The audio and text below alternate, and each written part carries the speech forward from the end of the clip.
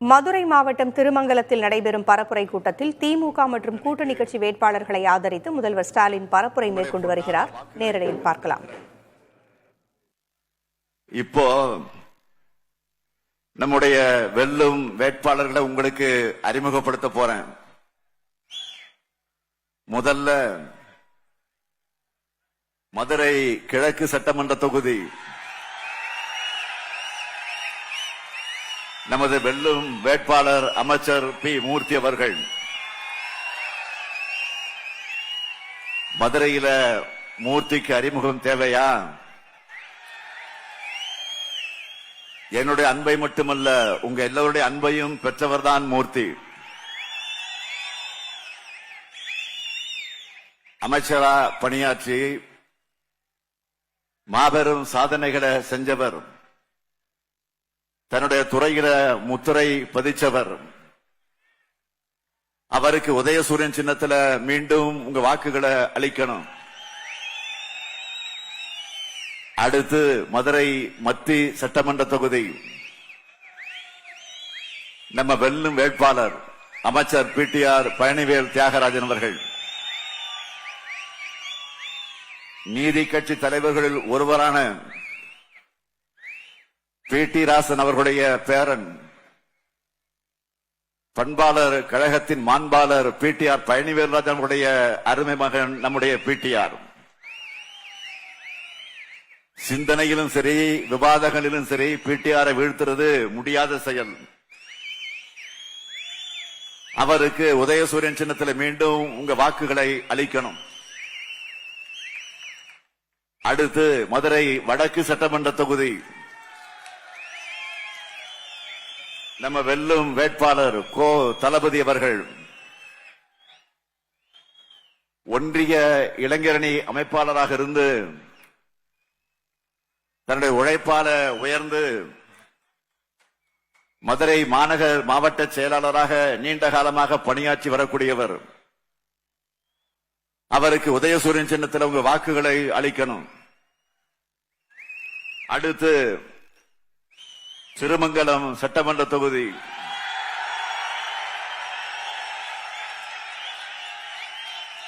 நமது வெல்லும் வேட்பாளர் சேடப்பட்டி மணிமாறன் அவர்கள். கழகத்தோட மூத்த முன்னோடியான சேடப்பட்டி முத்தையா அவர்களுடைய அருமை மகன். மதுரை தெற்கு மாவட்ட கழகத்தினுடைய செயலாளர். திருமங்கலத்தில் இந்த முறை கழக வெற்றி கொடைய நிச்சயமாக ஏற்ற போகிறார். அவருக்கு உதயசூரியன் சின்னத்தில் உங்க வாக்குகளை அளிக்கணும். அடுத்து சோழவந்தான் சட்டமன்ற தொகுதி நமது வெல்லும் வேட்பாளர் ஆ வெங்கடேசன் அவர்கள். கிளைக்கழக செயலாளராக இருந்து உயர்ந்த செயல் வீரர். ஆதி திராவிட நலப்பிரிவு அமைப்பாளராக இருந்து ஒடுக்கப்பட்ட மக்களுடைய உயர்வுக்காக உழைச்சவர். கடந்த முறை வெற்றி பெற்று சிறப்பாக தொகுதிக்கு பணியாற்றியவர். தொகுதிக்கு நிறைய திட்டங்களை கொண்டு வந்தவர். மீண்டும் உங்க ஆதரவை கோரி நிற்கிறார். அவருக்கும் உதயசூரியன் சின்னத்தில் உங்க வாக்குகளை அளிக்கணும். அடுத்து மதுரை தெற்கு சட்டமன்ற தொகுதி நம்ம வெல்லும் வேட்பாளர் மறுமலர்ச்சி திராவிட முன்னேற்ற கழகத்தை சார்ந்த பூமிநாதன் அவர்கள். என்னுடைய ஆறுயிர் அண்ணன் வைகோ அவர்களின் அன்பை பெற்றவர். பொடா சட்டத்திலே கைதாகி அண்ணன் வைகோ அவர்களோடு 19 மாதங்கள் சிறையில் இருந்த தியாகத்துக்கு சொந்தக்காரர். உறங்கா புலி மூக்கையாதவருக்கு மணிமண்டபம் அமைக்க சட்டமன்றத்திலே குரல் கொடுத்தவர். அவருக்கு நீங்கள் எல்லாம் உதயசூரியன் சின்னத்தில் உங்கள் வாக்குகளை அளிக்கணும். அடுத்து மதுரை மேற்கு சட்டமன்ற தொகுதி நமது வெல்லும் வேட்பாளர் வழக்கறிஞர் ரகு பாலாஜி அவர்கள். சட்டக்கல்லூரி மாணவராக இருந்த காலத்திலிருந்து கழக பணி ஆற்றி வரக்கூடிய கொள்கை பற்றாளர், வழக்கறிஞர் அணி, இளைஞர் அணி என்று வளர்ந்து இன்றைக்கு வடக்கு மாவட்ட தலைமை செயற்குழு உறுப்பினராக இருக்கிறார். அவருக்கு உதயசூரியன் சின்னத்தில் உங்க வாக்குகளை அளிக்கணும். அடுத்து திருப்பரங்குன்றம் சட்டமன்ற தொகுதி நம்ம வெல்லும் வேட்பாளர் திருமதி கிருத்திகா தங்கபாண்டி அவர்களுக்கு அவர் மாவட்ட கவுன்சிலராக இருந்து மகளிரை தொழில் முனைவோராக்கக்கூடிய முன்னெடுப்புகளை செஞ்சு கொண்டு இருக்கக்கூடியவர். மகளிருக்கு மருத்துவ முகாம்கள், கட்டணமில்லா ஓட்டுநர் பயிற்சி உள்ளிட்ட சமூக சேவைகளில் அதிகமாக செய்யக்கூடிய அவருக்கு உதயசூரியன் சின்னத்தில் ஆதரவு தந்து வெற்றி பெற வைக்கணும். அடுத்து உசிலம்பட்டி சட்டமன்ற தொகுதி என்னுடைய அன்பு சகோதரர் ராகுல் காந்தி அவர்களால் அறிவிக்கப்பட்டிருக்கக்கூடிய நம்ம வெல்லும் வேட்பாளர் காங்கிரஸ் கட்சியை சார்ந்த வழக்கறிஞர் சரவணகுமார் அவர்கள். விடுதலைக்காக போராடிய குடும்பத்திலே பிறந்தவர், காந்திய உணர்வு கொண்ட இளைஞர். அவருக்கு கை சின்னத்தில் உங்கள் வாக்குகளை அளிக்கணும். அடுத்து மேலூர் சட்டமன்ற தொகுதி என்னுடைய அன்பு சகோதரர் ராகுல் காந்தி அவர்களால் இன்று மாலை அறிவிக்கப்பட்டிருக்கக்கூடிய நம்ம வேட்பாளர், வெல்லும் வேட்பாளர் காங்கிரஸ் கட்சியை சார்ந்த விஸ்வநாதன் அவர்கள். காஞ்சிபுரம் நாடாளுமன்ற உறுப்பினராக இருந்து மக்கள் பணியாற்றியவர். மதுரையை குடியிருக்கும் அவருக்கு மேலூர் தொகுதி மக்கள் கை சின்னத்தில் உங்கள் வாக்குகளை அளிக்கணும். இந்த மேடையில நிற்கிற 10 பேருடைய வெற்றியும் உறுதி செஞ்சிடுவீங்களா? வெற்றி உறுதியா? வெற்றி உறுதியா? சத்தமா? வெற்றி உறுதி ஆயிடுச்சு. வேட்பாளர்கள் உட்காரலாம்.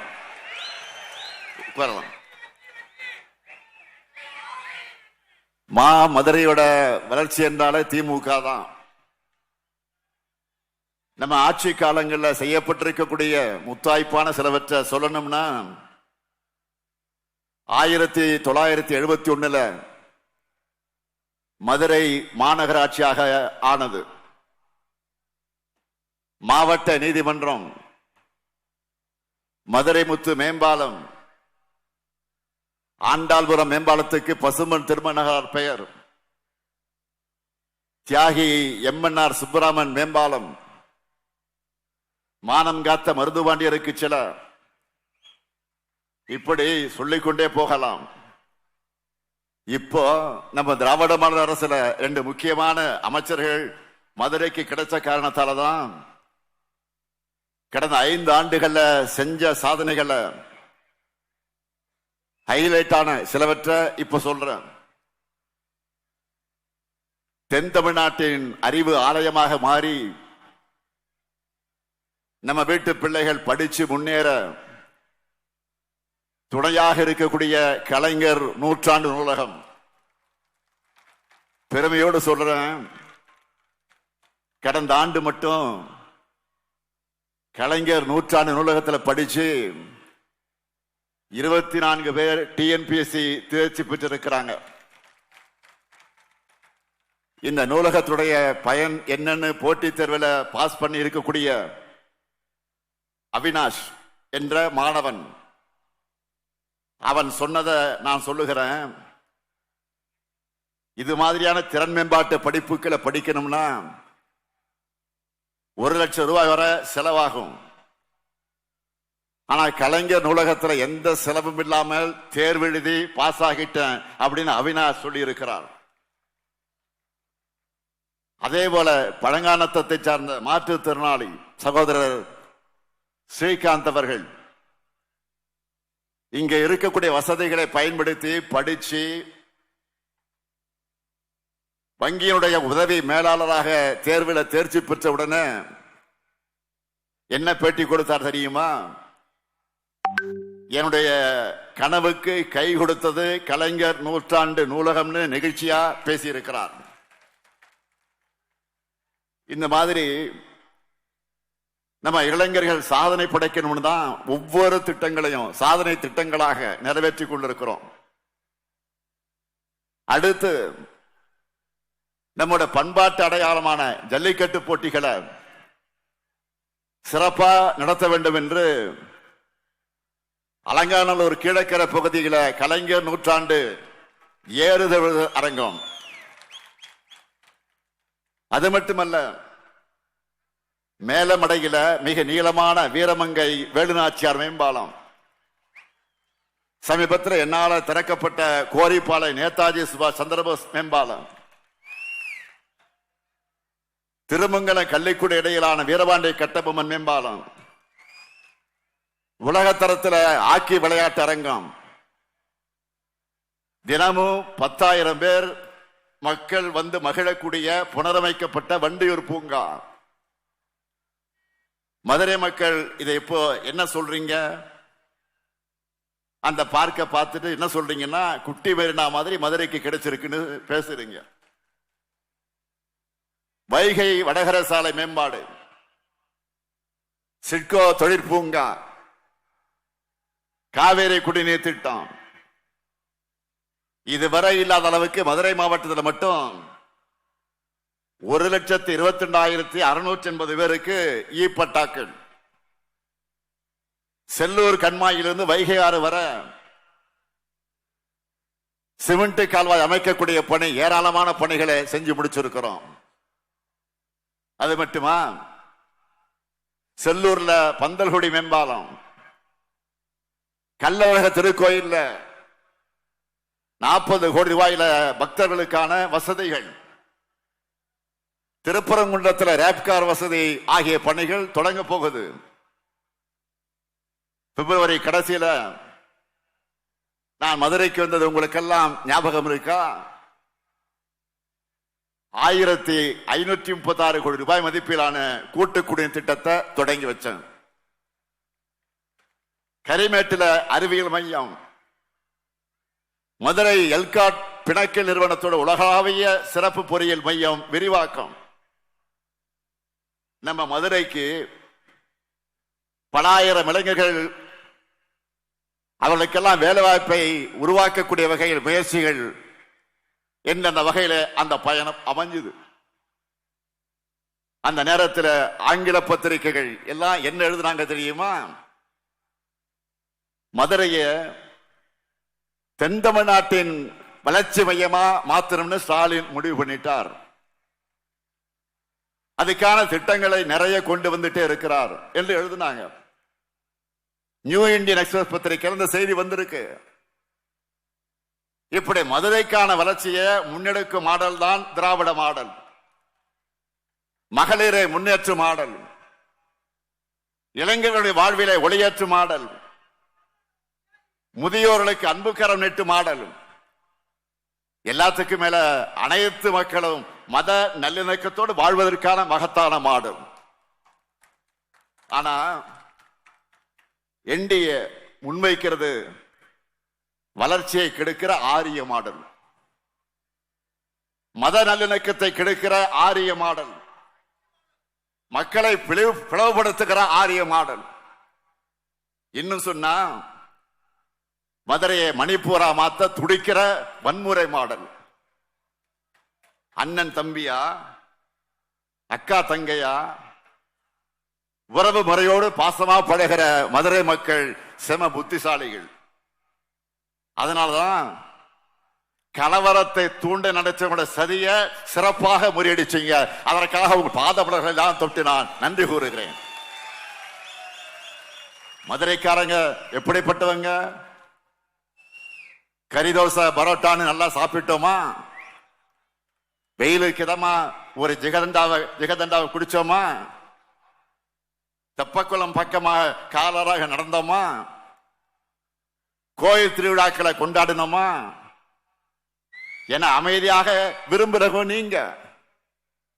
இதுதான் தமிழ்நாட்டினுடைய டிஎன்ஏ. ஆனா இதை சிதைக்கணும்னு என்டிஏ துடிக்கிறாங்க. அவங்கள அடிமைகளா அதிமுகவை கெடுத்து குட்டிச்சவராக்கி இருக்கிறார் பழனிசாமி. அமைதியையும் வளர்ச்சியையும் சகோதர பாசத்தையும் முன்னிறுத்தக்கூடிய தமிழ்நாட்டோட டிஎன்ஏவுக்கு மாறா சொந்த மண்ணுக்கும் சொந்த மக்களுக்கும் துரோகம் இழைக்கக்கூடிய கட்சியா என்டிஏ இருக்கு. இவங்க தான் டபுள் இன்ஜின் டப்பா இன்ஜின் தமிழ்நாட்டுக்குள்ள வர நினைக்கிறாங்க. இவங்க லட்சணம் என்ன? மதுரைக்கு ஒன்னே ஒண்ணு கண்ணே கண்ணுன்னு எய்ம்ஸ் மருத்துவமனைய எப்போ 2015 பட்ஜெட் அறிவிச்சாங்க. நல்லா கவனிச்சீங்க. 2015 பட்ஜெட் அறிவிச்சாங்க. 2019 நாடாளுமன்ற தேர்தலின் போது அடிக்கல் நாட்டினாங்க. அதுக்கு பிறகு 2021 சட்டமன்ற தேர்தல் முடிஞ்சிருச்சு. 2024 நாடாளுமன்ற தேர்தல் முடிஞ்சிருச்சு. இப்போ 2026 சட்டமன்ற தேர்தல் வந்துருச்சு. ஆனா எய்ம்ஸ் மட்டும் வரவே இல்லை. மதுரை எய்ம்ஸ் பேப்பர் இருக்க தவிர நிஜத்தில் இல்ல. இமாச்சலம் பிரதேஷ் பிலாஸ்பூர்ல 2017 அடிக்கல் நாட்டி 2022 ஒரு எய்ம்ஸ் மருத்துவமனைய திறக்க முடிஞ்ச அவங்களால மதுரை எய்ம்ஸை ஏன் உருவாக்க முடியல? இதுவே நம்முடைய திராவிடர் மாடல்னா பாருங்க. அடிக்கல் நாட்டி 1.5 வருஷத்துல மதுரையில கலைஞர் நூற்றாண்டு நூலகம் உருவாயிடுச்சு. 1.5 வருஷத்துல சென்னை கிண்டியில கலைஞர் நூற்றாண்டு உயர் சிறப்பு மருத்துவமனை உருவாயிடுச்சு. 1.5 வருஷத்துல கோவையில செம்மொழி பூங்கா உருவாயிடுச்சு. கீழடி பொருள் அருங்காட்சியகங்களை அமைச்சு திறந்து வச்சுட்டோம். கோவை பெரியார் அறிவுலக நூலகம், திருச்சியில காமராஜர் நூலகம் ஆட்சிக்கு வந்தவுடனே முதல் நிகழ்ச்சியா அதைத்தான் நான் திறக்க போறேன். ஏன் பாஜகவால நம்மை மாதிரி வேகமாக செயல்பட முடியல? ஏன்னா அவங்களுக்கு தமிழ்நாடு மேல இருக்கக்கூடிய வெறுப்பு அப்படிப்பட்டது. அதனாலதான் கீழடி, நாம் தாய் மொழி என நாம் கொண்டாடுகிற கீழடி ஆய்வறிக்கைய இப்ப வர வெளியிட மறுக்கிறாங்க. இரும்பினுடைய பயன்பாடு தமிழ்நிலத்தில் இருந்துதான் தொடங்குச்சுன்னு என அறிவுபூர்வமாக நாம நிரூபிச்சிருக்கிறோம். அந்த ஆய்வு முடிவு வெளியிட்டதற்கு பின்னால பிரதமர் அவர்களோ பாஜக அரசோ ஒரு வாழ்த்து கூட இதுவரை சொல்லல. அண்மையிலே கூட நம்ம மதுரைக்காக மதுரை ரயில் திட்டத்தை கேட்டோம், மெட்ரோ ரயில் திட்டத்தை கேட்டோம். ஆனா ஆக்ரா, போபால், பாட்னா போன்ற நகரங்களுக்கு கொடுத்தாங்களே தவிர மதுரைக்கும் கோவைக்கும் மறுத்துட்டாங்க. இப்படிப்பட்ட துரோக கூட்டணி தான் என்டிஏ. தமிழ்நாட்டின் மீது வன்மத்தோடு செயல்படக்கூடிய என்டிஏவோடு சதி திட்டங்களை வென்று வளர்ச்சி பாதையில நம்முடைய சாதனை பயணத்தை தொடரணும். 10 ஆண்டு காலத்தில் தமிழ்நாட்டுடைய வளர்ச்சியை சீரழித்தது அதிமுக, அதுக்கு துணை போனது பாஜக. நீங்க மறந்திருக்க மாட்டீங்க. 2021 உங்க ஆதரவோடு தமிழ்நாட்டை மீட்டெடுத்து இன்றைக்கு இந்தியாவில் நம்பர் 1 மாநிலமாக தமிழ்நாட்டை உயர்த்தி இருக்கிறோம். இந்தியாவுக்கே வழிகாட்டக்கூடிய மாடல் திராவிட மாடல் சொல்லக்கூடிய அளவுக்கு மாநிலத்தை தலை நிமிர வச்சிருக்கிறோம். முதல் நாள் ஆட்சிக்கு வந்து முதல் கையெழுத்திலேயே மகளிர் எல்லாரும் கட்டணம் இல்லாமல் வெடியல் பயணம் செய்யலாம் உத்தரவிட்டான். அதை தொடர்ந்து திராவிட மாடல் ஆட்சியில் செய்யப்பட்டிருக்கக்கூடிய திட்டங்களை நான் இப்ப தலைப்புச் செய்திகளாக சொல்ல போறேன். 1,31,00,000 மகளிருக்கு ஒவ்வொரு மாதமும் 1000 ரூபாயை வழங்கிக் கொண்டிருக்கும் கலைஞர் மகளிர் உரிமை திட்டம் இனி இந்த தொகை 1500 ரூபாயாக உயரப்போகுது. இதே மதுரையில் ஆரம்பிக்கப்பட்டதுதான் 19 லட்சம் பள்ளி மாணவர்களுக்கு சூடா சுவையா சத்தான வழங்குகிற காலை உணவு திட்டம் 5ஆம் வகுப்பு வரை. இப்போ இந்த திட்டத்தை 8ஆம் வகுப்பு வரைக்கும் விரிவாக்கம் செய்ய போறோம். பல லட்சம் உயிர்களை காக்கக்கூடிய மக்களை தேடி மருத்துவம். விபத்தில் சிக்கி உயிருக்கு போராடின பல்லாயிரம் பேர் உயிர்களை குடும்பங்களை காப்பாற்றிய இன்னுயிர் காப்போம் நம்மை காக்கு 48. பாதம் பாதுகாப்போம், இதயம் காப்போம், சிறுநீரக பாதுகாப்பு திட்டம் ஒன்றிய அரசு பின்பற்ற போறதா சொல்லிக் கொண்டிருக்கக்கூடிய தோழி விடுதி, ஸ்டார்ட் அப் தமிழ்நாடு, அண்ணல் அம்பேத்கர் தொழில் முன்னோடிகள் திட்டம், கலைஞர் கனவு இல்லம், இப்படி நாள் முழுக்க என்னால் பட்டியலிட முடியும். இவ்வளவு நேரம் நான் நிறைவேற்றிக்கிட்டு இருக்கக்கூடிய எத்தனையோ திட்டங்களை சொன்னேன், நிறைய சொல்லாமலும் விட்டு இருக்கிறேன், புதிய வாக்குறுதிகளையும் கொடுத்திருக்கிறேன். இந்தியாவிலேயே அதிக திட்டங்களை தமிழ்நாட்டில் திராவிட மாடல் அரசு தான் செயல்படுத்துது. இது தெரிஞ்சும் மாண்புமிகு ஒன்றிய அமைச்சர் பியூஷ் கோயல் அவர்கள் எதுவும் தெரியாத மாதிரி நேற்று வந்து பேசியிருக்கிறார். பியூஷ் கோயல் அவர்கள் என்ன பேசினார்? தமிழ்நாட்டில் எந்த திட்டங்களும் செயல்படுத்தப்படல, அரசோட பணம் எல்லாம் எங்கே போகுது, கடன் சுமை அதிகரிச்சிடுச்சு, தமிழ்நாடு திவாலாக போகுது என்று எந்த புரிதலும் இல்லாமல் பேசியிருக்கிறார். தமிழ்நாட்டில் எத்தனை திட்டங்கள் செயல்படுத்தப்படுது என்பதை எங்க திட்டங்களுக்கெல்லாம் பேரை மாத்தி அறிக்கை வெளியிட்டு இருக்காரு பழனிசாமி, அவர்கிட்ட கேளுங்க சொல்லுவாரு. தமிழ்நாடு அரசின் பணம் எல்லாம் எங்கே போகுதுன்னு கேட்கிறீங்களே, எல்லாமே நேரடியா மக்களுக்கு தான் போகுது. ஒரு மாசத்துக்கு முன்னாடி எல்லாருக்கும் 5000 உங்களுக்கு தெரியாதா? அது இங்க இருக்கக்கூடிய பயனாளி எல்லாருக்கும் தெரியும்.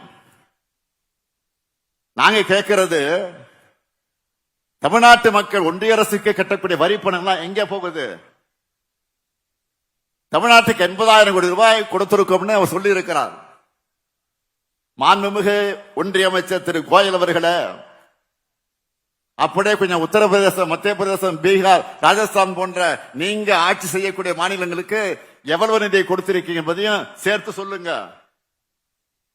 அப்பதான் தமிழ்நாட்டை நீங்க எந்த அளவுக்கு வஞ்சிக்கிறீங்கன்னு தெளிவா புரியும்.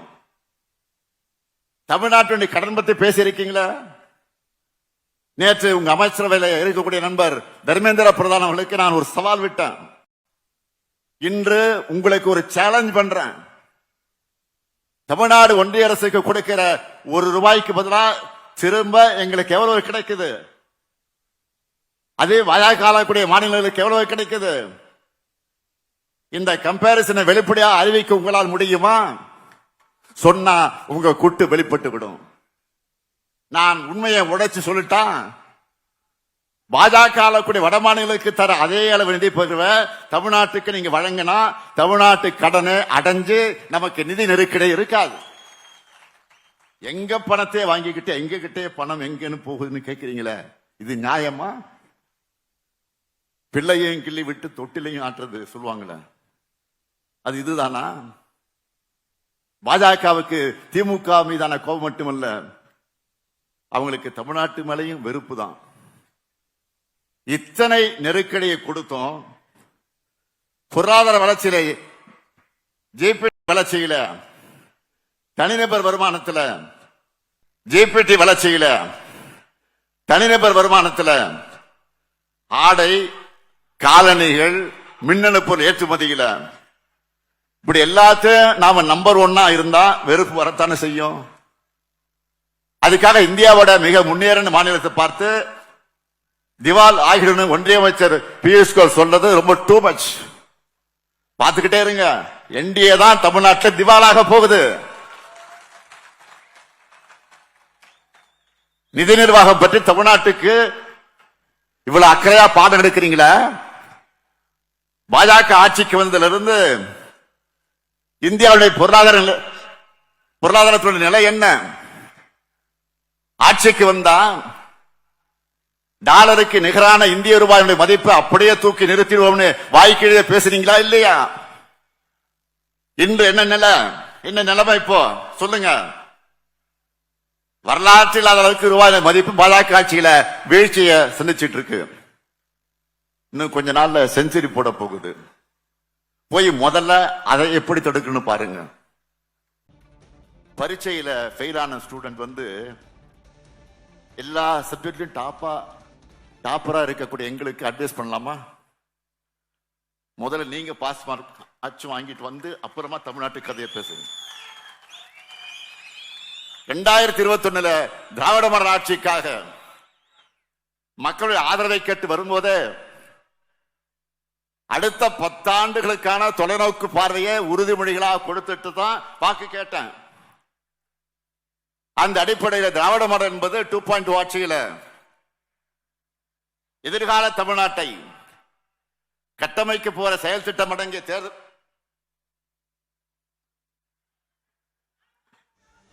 கட்டமைக்க போகிற செயல் திட்டம் அடங்கிய தேர்தல் அறிக்கைய சூப்பர் ஸ்டாரா கிளம்பி இருக்கும். இந்த தேர்தலுடைய சூப்பர் ஸ்டார் யாரு? ஒரு பாட்டு கூட இருக்கு. சூப்பர் ஸ்டார்னு யாருன்னு கேட்டா சின்ன குழந்தைகள் கூட சொல்ல. தேர்தல் அறிக்கைன்னு சொல்லும். நம்முடைய தேர்தல் அறிக்கை இது. ஸ்டாலின், இந்த ஸ்டாலின் ஒரு தடவை சொன்னா அதை நிச்சயம் நிறைவேற்றி கொடுப்பான். நம்ம இல்லறத்தை திட்டம்னா டாப் ஆஃப் தி டவுன் போ, டாப் ஆஃப் தி டவுன் இருக்கும்.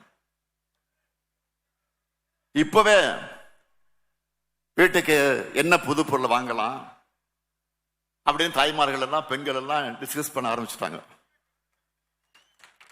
இந்த திட்டத்தில் எவ்வளவு ரூபாய்க்கு கூப்பன் தர போறோம்? 8000. கேட்கல, சுத்தமா சொல்லுங்க. 8000 ரூபாய் கூப்பன். இந்த கூப்பனை வச்சு உங்களுக்கு தேவைப்படுகிற வீட்டு உபயோக பொருட்கள் புதுசா வாங்கிக்கலாம், இல்லைன்னா பழைய பொருளை எக்ஸ்சேஞ்ச் பண்ணி புது பொருளை வாங்கிக்கலாம். உங்களுக்கு பிடிச்ச கடையில் உங்களுக்கு பிடிச்ச பிராண்ட வாங்கிக்கலாம். அடுத்து 20 லட்சத்துக்கு அதிகமான உழவர்கள் பயன்படக்கூடிய வகையில் நவீன மின்சார பம்பு செட்டுகளை வழங்க போறோம். உயர்கல்வி முடிச்ச 5 லட்சம் இளைஞர்கள் வேலை வாய்ப்பு பெறக்கூடிய வகையில் நான் முதலும் திட்டத்தில் 1500 ரூபாய் உதவி தொகையோடு 6 மாசம் பயிற்சி வழங்க போறோம். நெல் கொள்முதல் விலை குவிண்டால் ஒன்றுக்கு 3500 ரூபாயாக உயர்த்தி வழங்கப்படும். கரும்பு கொள்முதல் விலை டன் ஒன்றுக்கு 4500 ரூபாயாக உயர்த்தி வழங்கப்படும். பால் கொள்முதல் விலை லிட்டர் ஒன்றுக்கு 5 ரூபாய் உயர்த்தி வழங்கப்படும். முதியோர் உதவி தொகை 1200 ரூபாயிலிருந்து 2000 ரூபாயாக உயர்த்தப்படும். மாற்றுத்திறனாளிகளுக்கான உதவி தொகை 1500 2500 ரூபாயாக உயர்த்தப்படும்.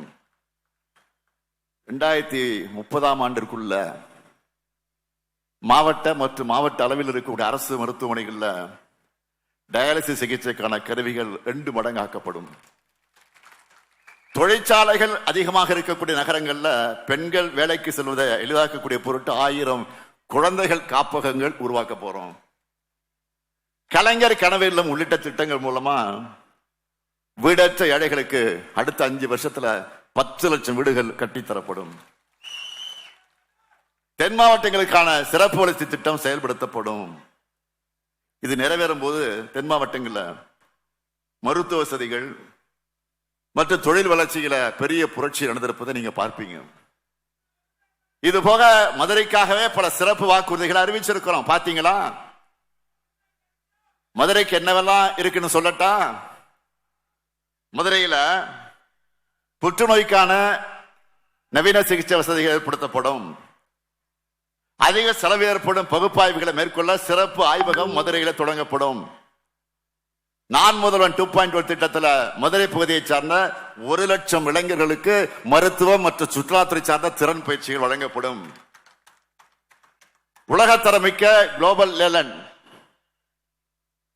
கேட்வே மதுரையில் அமைக்கப்படும். வளர்ந்து வரும் தொழில்நுட்பத்துக்கு ஏற்ப உயர்தர திறன் மேம்பாட்டு பயிற்சிகள் இங்கு வழங்கப்படும். தமிழ்நாடு முழுக்க 500 JCC மையங்கள் அமைக்க வழிவகை செய்ய போறோம். அதுல மதுரையிலும் பரவலான திறமையங்கள் அமைக்கப்பட தேவையான கட்டமைப்புகளை ஏற்படுத்துவோம்.